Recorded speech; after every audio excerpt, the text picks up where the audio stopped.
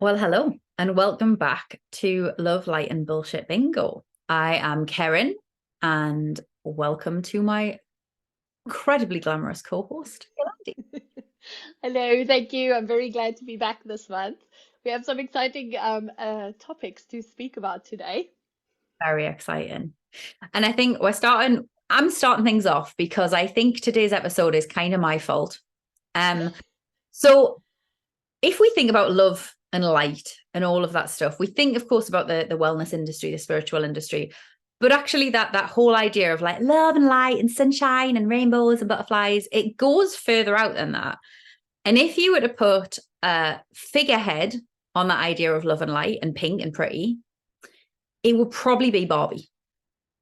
She's pretty, she's pink, she's all about the pink Ferraris and the pink dream houses and all that stuff. And so, a month or so ago, when on opening weekend I insisted on going to see the Barbie movie. I don't think I've been that excited about a movie since the final Avengers film came out. I was literally counting down the days till this movie came out. And I went to see it, got back from the cinema that night feeling like my life had been, and I'm not exaggerating, changed by this film, through which I laughed, then I cried, then I laughed until I cried, then I cried until I laughed, then I laughed, then I cried, then I laughed until I cried, and sent a message to Yolandi and to our friend Charlie saying, "Oh my God, this film is incredible and you must go and see it." Yolandi's response was along the lines of, What the actual fuck? And I then proceeded to, because I didn't see it that night. It was quite late. I think like you'd like sent it at like 11 or something. I was already in bed. I opened my message that morning and I'm like, oh, because the weekend before, as I saw the advertising in a bus with my husband and my son on the way to the Red Hot Chili Peppers concert, I was like, what the fuck? Why are they doing this? Why are they putting all this out in the faces of all the young girls out there?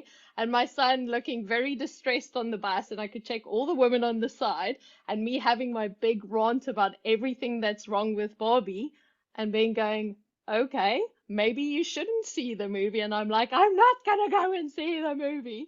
And then one of my besties literally is going, oh, this was fucking incredible. And I'm like, oh my God, no. Like, I was just heartbroken.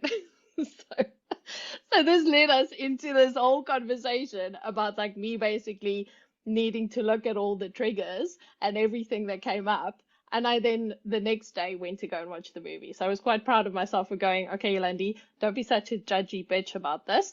Like, first go see the movie because, Karen's got some like real cool ideas about stuff and I need to just be in there. And then I saw the movie and it kind of changed my opinion on everything. I mean, there's still a lot of shit that I want to bitch about, but it really shifted things for me to watch the movie. So I'm just going to say that. I think it called before we started recording today. We were talking about it, and I think it's fair to say, for all Barbie is the poster girl for love and light, the movie in many ways called bullshit on that. It called Yeah, bullshit on the reputation of that, and it called bullshit on the whole concept of it. yeah. And what I think is really interesting is that, and this is our me as a generator, you as a manifester, perspective, but I think it's really interesting that I went to go and see the movie and was immediately like, oh my God, let me tell you all about it. Blah, blah, blah, blah. You go and see the movie, and then I didn't hear from you for about 3 days. And actually, at one point, went, she must have hated it, and she thinks, oh my God, who the fuck is this woman, and why am I friends with her? And then you're like, okay, there's things we need to talk about. Okay, this is cool. I got a lot out of it. It's really interesting the different ways that we process, I think, which is probably a conversation for another day, but I just found that really interesting. Yeah, because I mean, I was like, okay, I need to now go into my Yolandi hole, not speak to anyone for days, and actually sit and like work through every single aspect of this movie.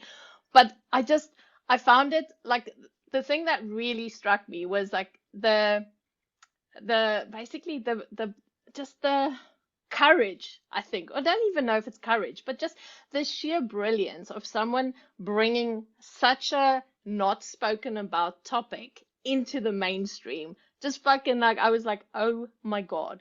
Like, my like little girls are going to be watching this, like teenagers are going to be watching this. There were so many older women in the theater as well, and like really old women as well, right? Like, so it's literally the type of movie that goes from the youngest to the oldest, and like men, women, everyone was like literally there watching this movie, and I was just like, shit, man, this is like opening a door into stuff that we have been working with for many, many years, and other people just don't know about. They don't even know the word, and boom, here they take this and they chuck it out there into the world, and they're like, you know, check this out.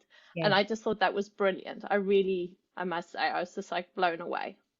And it was packaged in such a way, I have friends who would never call themselves feminist, Mm. who would never talk about, you've been putting some brilliant posts on your social media recently about your takes on the Barbie movie, and you spoke about, the power of kind of the heart-led, the soul-led perspective that it kind of speaks to. I have friends who would never consider themselves heart-led or soul-led, would certainly never even use those words. They're not in these circles at all and wouldn't be interested, would feel it was too woo. And yet they were watching this movie going, oh, whoa, this is so resonant. This means a lot to me. This sticks. Like, there is something in this. And it seems to, what I think is beautiful, which I guess is along those same lines of it hits every age of the spectrum. It also seems to hit you wherever you're at. Yeah. We have people wherever they're at on their own personal journey who are watching this movie and taking something from it. And I think that is something that is both incredibly powerful with a piece of media and is also a very, as a writer, I think that's quite a tough thing to do. Yeah. Find something that just meets people where they're at. And I think like one of the things that I actually shared with Karen before we started the call, and I also want to share it here. So go long-winded, but basically, I was chatting with my husband about Star Trek and the difference between Star Trek and Star Wars, and like how Star Wars follows the hero's journey, and like you think about Marvel and DC and all of the stuff that's very mainstream for people out there, right? Like it's always like there's a black and white, there's a villain and there's a good guy, and that's always the format that we're doing. And then last night we were watching Star Trek. And it was basically we started speaking about the fact that doesn't follow the format. And as I was on my yoga mat this morning in class, and I'm like, oh my God, Barbie didn't follow the hero's journey, because in the movie we don't end up with a you're right, you're wrong situation, but we end up with a situation of like, how do we bring this all together? How do we create this unity between these diverse people, basically, to come into a space where they can all live together and everyone's equal? And it was like really beautiful for me. So I'm like, this is one of the movies that doesn't follow the mold and doesn't perpetuate that like right, wrong, that the divisiveness that we are so used to, like in all of our, our entertainment content. It's always just like right, wrong, and it's not. This is way deeper. So that for me was quite profound as well. And in a sense, we were just talking about it, and we were talking about, in a sense, to a certain extent, it follows the heroine's journey, which ends with the heroine's journey, or not ends because it's always circular, but the culmination of the heroine's journey, if you like, is about the integration of the masculine and the feminine. And in a way, that's what we see. It is the sort of spoilers. We should have said at the start of this, if you haven't seen Barbie right now, go and watch Barbie and then come back. We will still be here. We're not going anywhere. Do not let us spoil it for you, because it's phenomenal. Gone? Back? Good. Okay. So in a sense, it brings together that culmination of kind of Ken. Charlie actually sent me a brilliant thing the other week that was like, the problem with Barbie and Ken is that Ken was not grounded into himself. Ken was like, it was this man talking about how often we see this in relationships, that one partner bases their entire persona on the other partner.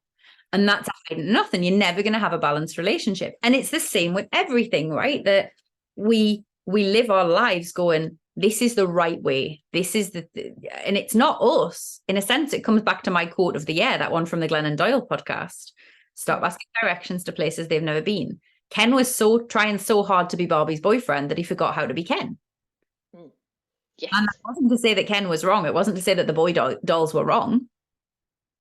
I mean, John Cena as Merman Barbie was my favorite thing in the entire world. And I would watch the film 30 times again just for that. But I like, Was Ken the bad guy in it? Arguably, yeah.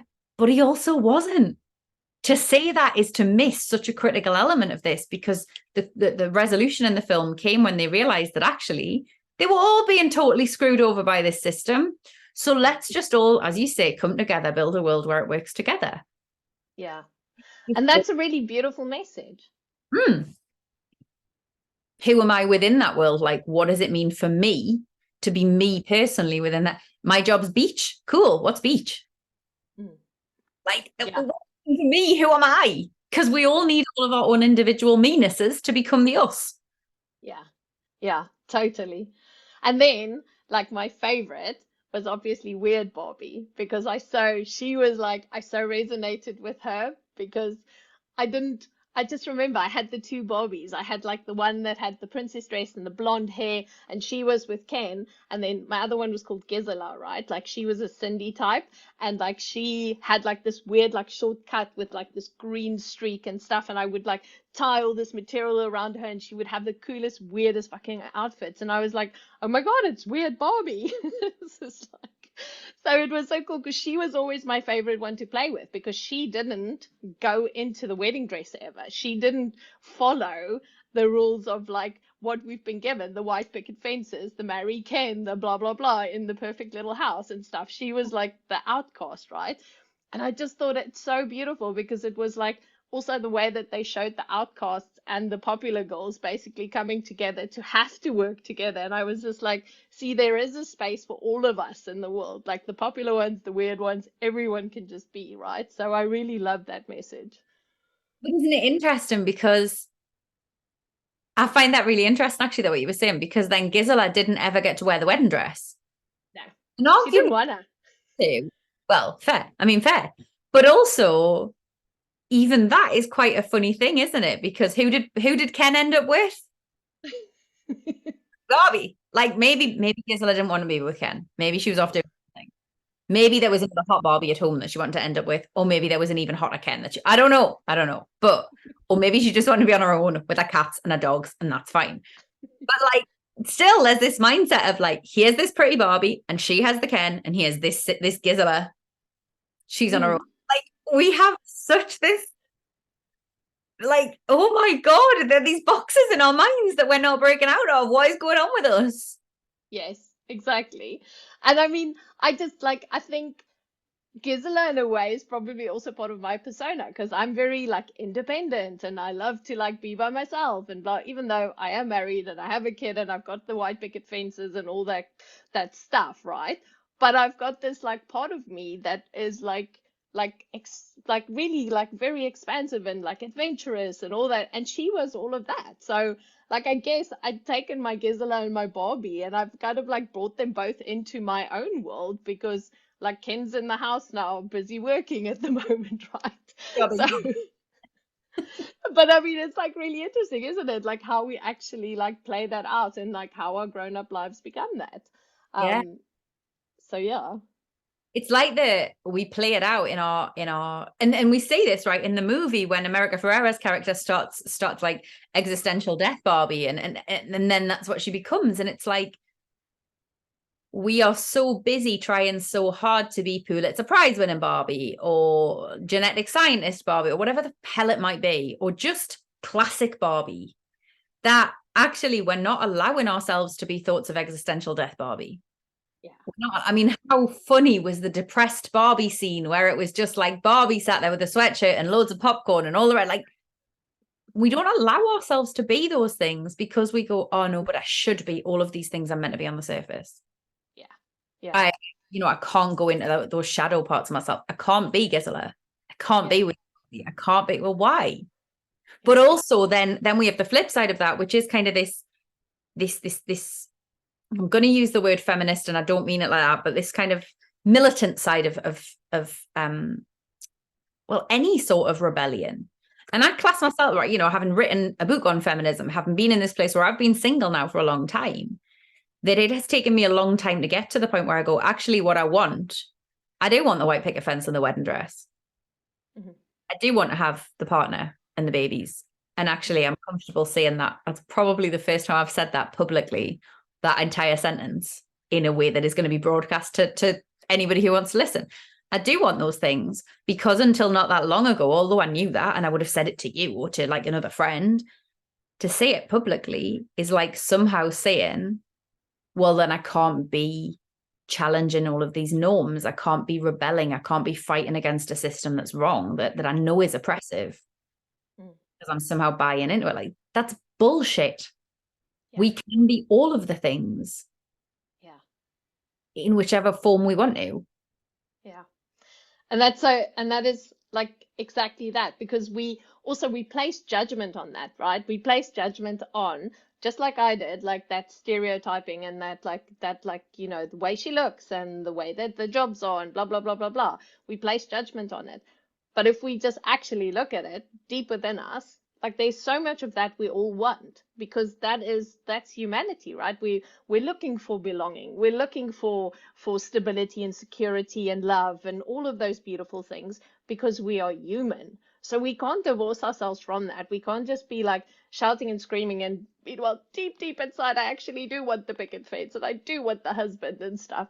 And it's just like, it's beautiful when we come to the place of acceptance of all of those parts. And I think that's like, that is like, for me, watching that movie, I was like, whoa, dude, step out of the judgment. Like, you have to understand. But the one thing that did get me, and I wrote about this and I'm going to bring it up here again, was the fact that we had to be given dolls, and this particular scenario of Barbie as girls and as women, to think that we're worthy to do all this cool shit out there, right? That made me so sad, because as I looked at it, I was just like, yes, she showed us that we could, but why wasn't I just like assumed that I could do it anyway? Why didn't I just wake up every day of my life and go, I want to be, you know, an astronaut. I want to be a fucking mermaid, whatever I want to be, right? Like, it's just like, why couldn't I just have that? And that's what I want to, like, really, like, I want to change that. For me, I want to change it for everyone, basically. I agree. And I'm also going to sort of add an extra bit to that, because a few weeks before Barbie came out, I went to go and see Caitlin Moran, who is a feminist writer who has written all of her books have been about women and being a woman in the world. And I went to see her talk about her new book, which is all about being a man in the world. And she spoke this beautiful bit where she spoke about, you know, we have done so much work over the last 50 years or so to give women these role models, because there weren't the opportunities for them otherwise. So we now go, here is rocket scientist Barbie, here is Pulitzer Prize winning Barbie. And that was needed. Unfortunately, we live in a world where that was needed, and that's shit. It shouldn't be needed.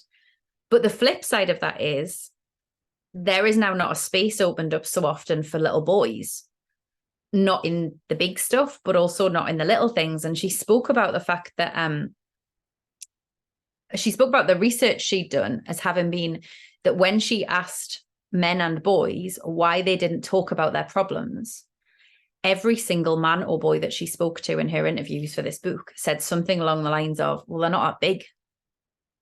And when she went, what do you mean by big?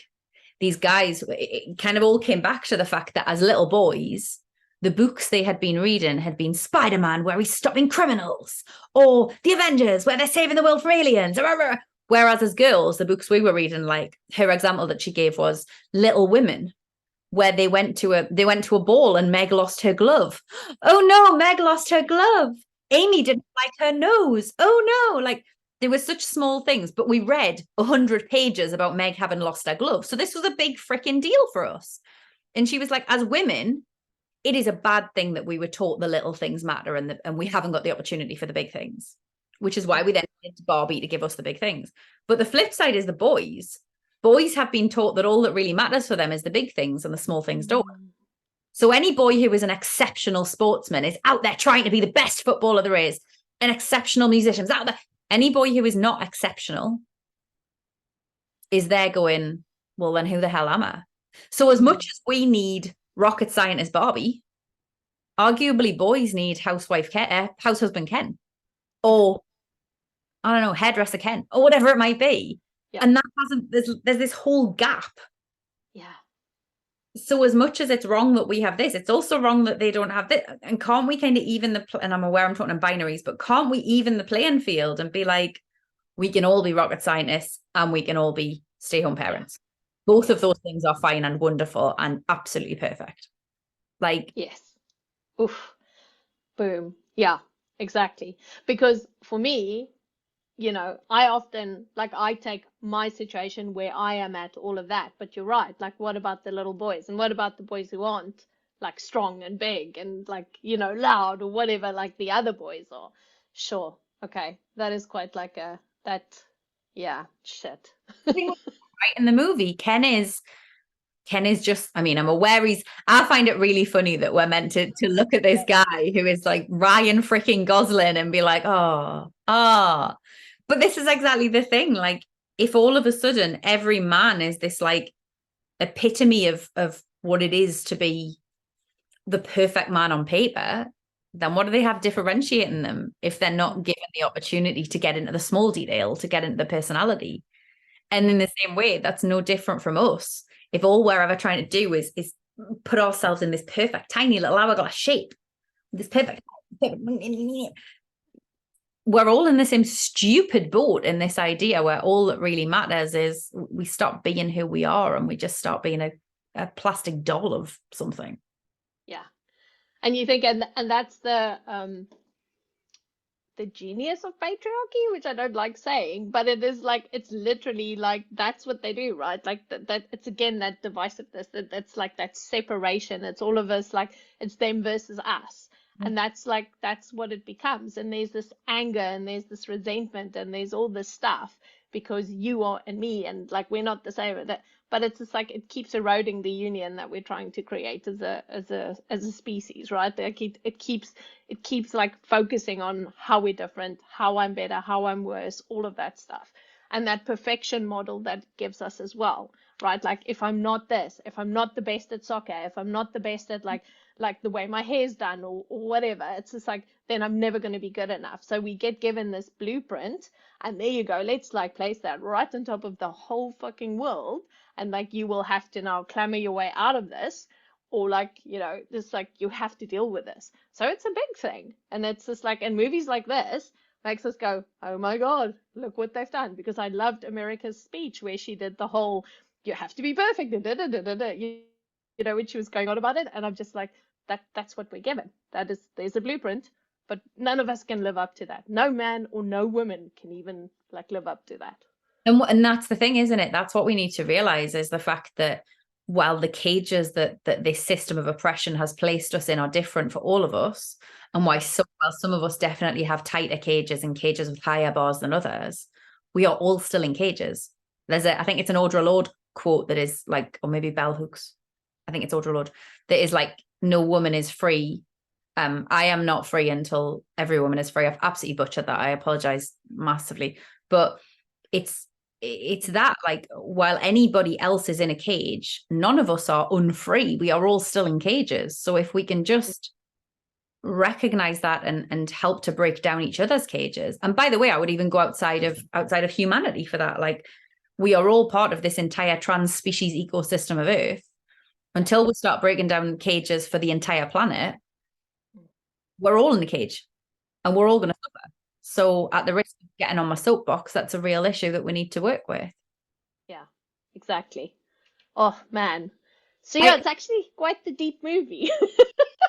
I'm going to say one other thing as well, which is that one of the things I thought that was really interesting was before you went to see it, we had a whole conversation about that sexualization of Barbie. And you spoke about that idea that, she's so pretty and she's so thin. And when I was growing up, I wasn't like that. And remember, and what I find really interesting is I vividly remember from being about 12, I had a quote on my bedroom wall. I had a poster on my bedroom wall, which included the line, if Barbie was a real woman, she'd be too thin to menstruate. Yeah. And so I never, from that age, in fact, I don't remember ever doing it, look at Barbie and go, my God, I should be that thin. I'm wrong because I should be that thin. But I had the opposite. That I would look at her being that thin and be like, well, that's ridiculous. That's not a real woman. And that's both sides of that. We are both sat there criticizing Barbie's physical makeup for different reasons. Yeah. Well done, patriarchy. Well done. You got us there. It's a rare thing, doesn't it? Like, she's too thin, she's too fat. What is she? Oh my goodness. Like, we're both sitting there going, this is wrong, and it's wrong because it's making me feel too fat. Oh, well, now I'm looking at her and going, oh, I'm so superior because she's too thin. Like, Yeah. Nobody can win from that. Ugh.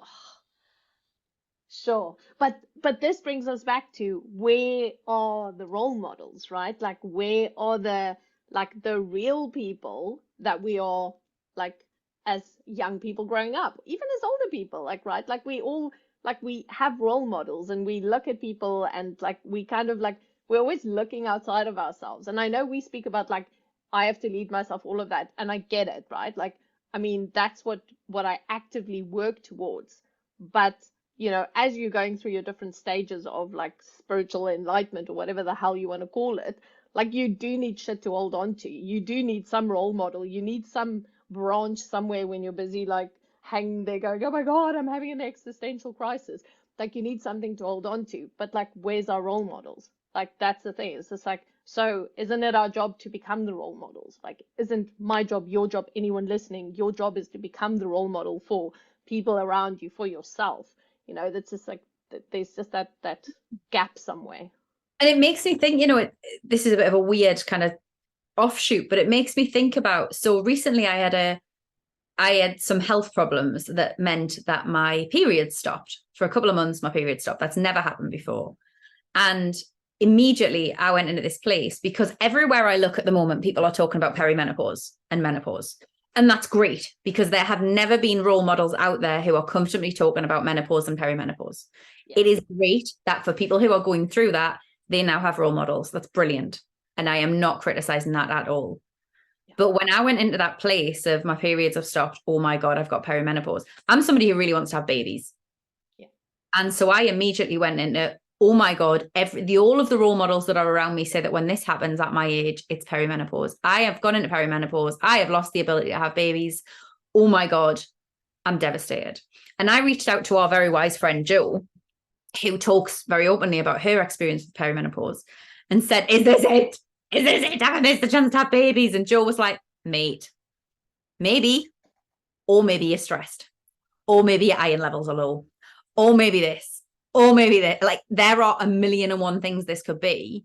Do not immediately go down that route. But because the only role models I had, or the only role models I was seeing at that point around me, were role models on that path, I immediately went there. Now, if I had, and maybe this is a lesson to me, that actually I should be a woman who's sitting here at 40 years old going, I haven't had a baby yet, and I really want to. So let's talk about that. Let's talk about the fact that I'm actually still perfectly fertile at 40 years old, and I can do that. Maybe this is a lesson for me to be that role model that I needed. Mm-hmm. But it put me in this really scary place for a moment, because I didn't have a role model who was challenging that and saying anything different. Yeah. And I wonder how often we find ourselves in those places. So I mean, there, it's just like that discernment, that like moment, because you, like, I mean, that's a big thing, right? Like, that's like oh my God, this is really one of the biggest things for me, and I need something to hold on to, but there wasn't the right things for you to hold on to. And then I guess that's then when we go back inside. But because we're so freaked out, it's hard to always go back inside and listen to your wise woman inside of yourself, right? So it's just like, and that's the reality of being human. Like, we're all going to get to those spaces where we're going to go, I need something to hold on to, but it might not necessarily be the right thing to hold on to. And then we have to drop back into us. But that's really hard. And that's just being human. Which comes back to Barbie, right? You remember that bit in the Barbie movie where it's all going to shit and she just goes, lie down and stay here until, what is it? She says something like, a more adult, more capable Barbie comes along. Like, we all, and so there's a balance of this. We need the more adult, more capable Barbies who are able to, I'm 2 steps ahead of you on the path. Because actually, a few days after I had that conversation with Jo, I was in a Facebook group where totally randomly, this woman posted something about how she had her first baby at 42. And this is now what she does. She tells other people that, this is how it's possible, rah, rah, rah. And I was like, this is what I needed a week ago. This is a week ago. But anyway, like, we sometimes do need the voice of an older and more capable Barbie, a wiser and more capable Barbie, to come along and go, it's okay. It's okay. But also we need to remember that we are the wise and capable Barbies. Yeah, exactly. There's a Yeah. But there's the human thing, right? Like, and as much as we're like in this thing and we're like just, we want to do it all right and we want to have like equality and we want to have all this shit. Like we're all starting from the same place, basically. We're starting from a place where we've been told like we can't be in our power. We've been told we're not strong and capable and blah blah blah blah blah. So everyone, it doesn't matter like what gender, whatever. It's like everyone, the whole fucking world starting from the same place, right? So we need compassion. We need like just to go, can we just do this together, right? Like there just needs to be some like hand holding here regardless. And we just go, we're human. We can try. Yeah, absolutely. Mm. It's and it's so like that sounds so utopian in a sense. But if Barbie has taught us anything, it's that something that sounds utopian probably isn't. Mm. And there will be hard work and holding hands and getting on with each other. There'll be times where that's really tough. Yeah. But that doesn't mean it's not worthwhile, and it doesn't mean we can't do it. Yeah. So I might have to admit that I really liked the movie. You win.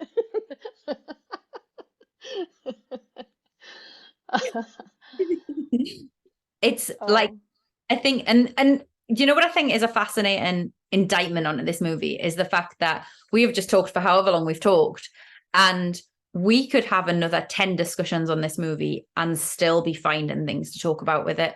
yeah. Because it's, something I said to you before was I genuinely believe this is the most impactful piece of feminist media of this century so far.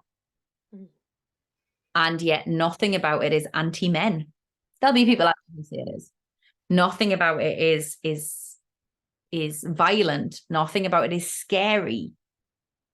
And I think there's such a beauty in that. And so I also have to hold my hands up as somebody who has raged and shouted and screamed and tried to fight these systems of oppression for so long and go, what can that teach us about how we do things differently? Yeah. What can that teach us about how we bring about change in the small ways and in the big ways? Yeah. Exactly. Because sometimes we're gonna have to get loud, but most of the time, like we can just speak and we can just share and we can just be in that space of actually embracing that wise feminine wisdom, that divine feminine within us. Because that's the one thing that this did do. And like you say, it didn't try and fight. It didn't go down a hero's journey. It didn't do any of that stuff, right? It just basically showed us that like we could come into unity again. So yeah, it's pretty cool. Really beautiful. And now I want to go and watch Barbie again. I know. I'm also like thinking, I need to go see it again. Well, maybe hopefully it will come onto Netflix soon and I can just rewatch it. What we should do is we should have like a whole like team watch and like everyone watch it together and then like share. That will be an online workshop coming your way soon. There'll be a live group watch of Barbie. 4 days later, so we're on like minute 500. That would be so good. Okay, awesome. Is there anything else you want to share? I feel like I've gone off on so many tangents. I probably need to I've been about 10 different Barbies in this conversation alone. How about you? No, I think it's awesome because I think I'd like it just, yeah, I feel like we've just done a movie review on a completely different level. I never thought it would come to this, but we're reviewing movies now on Love, Light, and Bullshit Bingo. So And next month, well, we'll be talking about Tangled. No, I don't know. I'm talking about it's just the first movie that came to mind. beautiful. Yeah, so I think that's it for this month from us. We do hope you enjoyed it. Like, follow, like, subscribe, all the good stuff that you need to do. Yeah, anything from you still? I think I'd just love to hear what other people's thoughts are on this. I think that we can, we've talked about the oppression side of it, we've talked about the inner wisdom side of it, we talked about the role model side of it, and so on and so forth. I think, there's a lot of Barbie is also quite an existential movie, right? And at this point in time, the industry we find ourselves in is quite, it almost tries to steer away from those big questions. And so I wonder if you were to step out of your, I don't know, whatever it is you're doing that is your standard spiritual journey that you're on at the moment, and look at that scene at the end of Barbie, that one single scene right at the end, and or look at that America Ferrera monologue in the middle, what would that tell you about your spiritual journey? Yeah. Because I Because I feel must just say, I cried when she was doing the whole feeling human thing. I was like, hmm. so yeah, that's my little nugget of wisdom to leave with you. What are those two scenes, if nothing else, tell you about your spiritual journey and indeed your human journey? Beautiful. I love it. Awesome. Okay. Thanks so much. And we hope you enjoyed it. And let us know what you thought. Any ideas on, yeah, that you want to share around this movie if you have seen it. And hopefully we will make a big note on our post to say spoiler alert. Yes. Thank you so much. Awesome.